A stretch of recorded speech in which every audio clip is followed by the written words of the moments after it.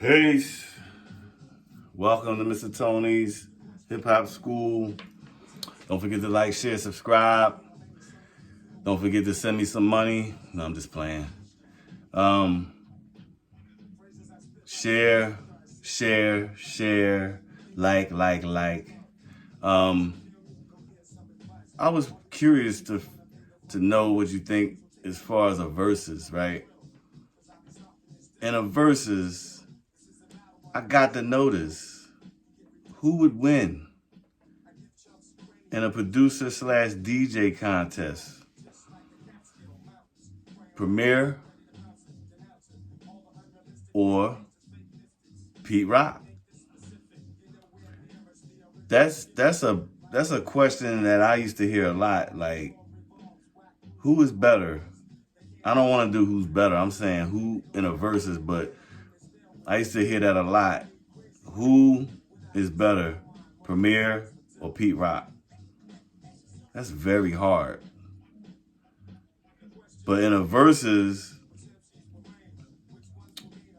that's still hard because they both have a long list of hits and a long list of bangers and a long list of very good beat-filled hip-hop. So I don't know who, really, I don't know who would win that. Honestly, I don't even know who I like better. They're kind of like evenly matched. You know what I mean? Like, that's a tough one, but it's really more of who you like better. Because Premier, the one thing I will say about Premier, I like his grittiness and his cutting and scratching. I used to like the way he cut and scratch. And his grittiness, like his beats are gritty. They're like hood, gritty, where Pete Rock is more smooth. Like his is like smooth, you know. Let's put it this way. Pete Rock beats are white collar and Premier's beats are blue collar. That's the best way I can put it. You know, one's white collar, one's blue collar. But they both are the shit. They both it's a lot of songs that I like that Pete Rock, because you gotta remember both of them, they both were in a group. They both produced for other artists. And matter of fact, who do I like better? Premier? I mean, who do I like better? Gangstar?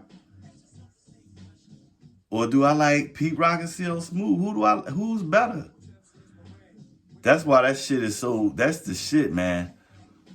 Who's better, Gangstar or Pete Rock and CL Smooth? Who's the better producer? Whose beats are better? I mean, I'm surprised people don't talk about this stuff. I mean, I don't get it. Sometimes I just sit back and be thinking about stuff like, yeah, that would be. They should definitely do a versus. I think they did have some type of battle. I think they did have a battle a few years back, but I don't know. I don't know why I didn't pay attention to it, but if they did a versus, that would be interesting. So I just was curious about what you thought. First of all, who's your favorite producer out of them two? Who's your favorite group out of those two as far as their groups? And who's the better producer? Who's the better DJ? Who's better? That's a tough one, man. Honestly, I don't really. It's like I want to lean towards Premier, but then it's like, shit, man. I'm thinking about, like, right now. I'm thinking about some songs that Premier did. Then I'm like, nah, hold up, nah. Pete Rock, fuck that. He did this, he did that. Oh shit, Premier. But that's right. He did Group Home, and he did. I mean, oh, and J. Rue. J. Rue the Damager. Man, I love me some J. Rue the Damager. He did all his joints. Well, his first 2 albums. And then after that, J. Rue went with somebody else. But then Pete Rock, you know what I mean?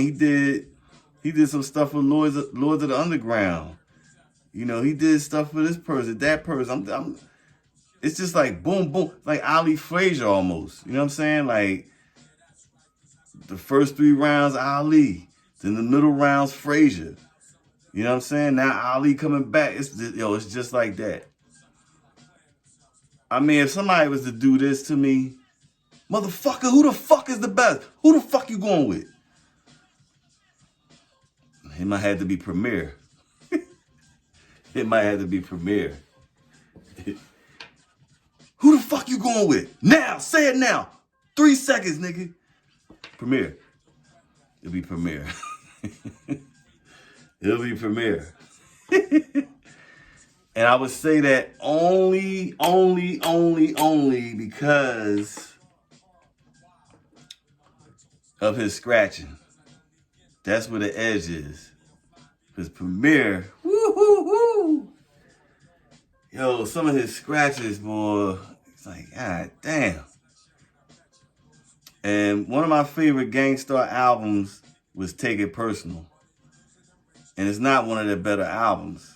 I always thought that Moment of Truth for Gang Starr is their best album, in my opinion. I'm talking about as far as the whole album, as far as the production, as far as the rhymes. They had all these songs on there that were like, they had like 20 songs on there, and I would say about 14 of them was good. So, but Take It Personal, which came out around when I got out the service, so that was in '92. It's just some of the scratching he's doing on that joint, man. Woo! The scratches he did on that album. No, the scratches he did on Step Into the Arena, Take It Personal, and Hard to Earn.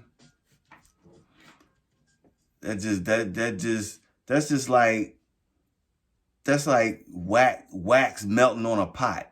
That's just what melted me. It was just like, that's just what got me. The way he cut, man. I just like his style of cutting. So that's what gives him the edge. But I'm still like, they still like this to me. But Premier, he comes out in the 15th round with an uppercut, and down goes Pete Rock. So, but let me know what you think. I'm going to talk about some unsung hip-hop artists that you haven't heard in a while. I can think of one offhand that I used to love, and I'm like, what the fuck happened to this dude? So this is for people that are real hip-hop heads. Do you remember 9? With the rugged voice? Red Rum. Y'all remember that song, Red Rum, right? It was out in like 94. I think it was in 94. 94, 95. It was around that time. What happened to 9? What happened to the brother? That Red Rum was my shit, because that damn bass. Woo! What happened to him? Nobody talked about 9. What happened to 9? What happened? He was like a one-hit wonder. Well, he had that song, and he had doom doom doom doom doom doom doom. What was the title of that song? Damn, I forgot the name of the title of the song. But y'all know who I'm talking about. If you remember Red Rum, you remember that other song that he made. Actually, the other song was more popular than Red Rum. But Red Rum was my shit, because Red Rum, the bass in that shit. Whew. So I say, man, hip-hop back in the day, man, it's just so fucking original, man. It's just, everybody just did different shit. Damn. And I gotta talk about one of my favorite all-time albums. It's Breaking Atoms by Main Source. Main Source, Large Professor. I don't understand, man. And I'm not saying that was like a all around banging album, but it was just one of them albums I could listen to the whole thing. And the subject matter in it was true. It was talking about the police brutality, and black man struggle in America. And that shit was true. Just like that song, one of the songs on it was just a friendly game of baseball. You listen to the lyrics of that shit. That shit, you can use that today. That whole album, it's still the same shit going on today. It's the same shit. So I have to break down that album. I mean, we all know the song that's on that album is a classic, and we all know what that is. Do y'all know what that album is? Tell me what that song is. I said album. Tell me what that song is that's on that album. Motherfuckers ain't gonna do that shit unless I say I give you some money, or I give you or you get some free tickets to this concert or some shit like that. Ain't nobody gonna answer that shit. Motherfucker, you ain't giving me shit, so I ain't gonna answer the shit. I'm sorry, I'm a little tired, so if I'm a little off, I'm not high. No, I don't get high. I don't drink anymore. At least, well, if it's a special occasion, but I wouldn't. The only thing I would drink now is champagne, and probably be like 2 glasses. I haven't drank. Last time I drank was at my boy's wedding. Before that, I drank 4 years before that. I really don't drink anymore. I've had my fun, so no, I'm not there. I'm just tired. So, but anyway, don't forget to like, share, subscribe. Let me know what you think in the comments. Until the next video,